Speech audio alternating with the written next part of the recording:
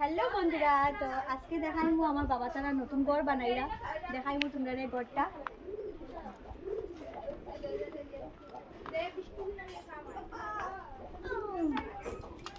ঘরটা এখনো কমপ্লিট হয়েছে না।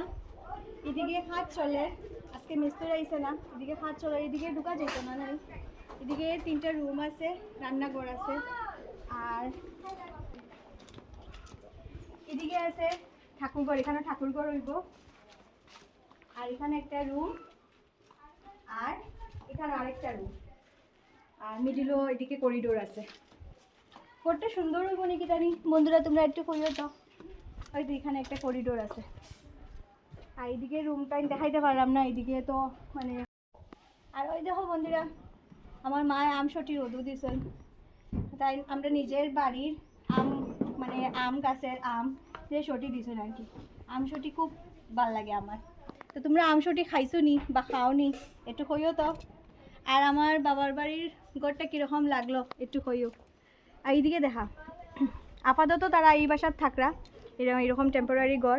ওইটা আমরা মানে পুরানা ঘর। আর এইদিকে তারা আরেকটা নতুন চালি দিয়ে রুম বানাইছে, এখানে কি আপাতত তো থাকতা। তো এইটা তারা এখন বানাইছে।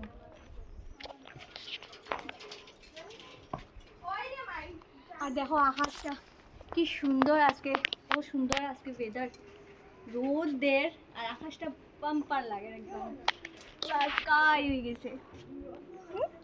তোমার দাদু বাসা তো এবার লাগছে নি? হ্যাঁ, বড় ভাই বাসা তো ইয়া কো না। তাই খালি কবুতর রে খালি দানা খাওয়াইতো। কবুতর মা কবুতরলে চাল দো, মা কবুতরলে চাল দো, খালি কবুতর চাল দিতে হয়, তাই চাল দিত।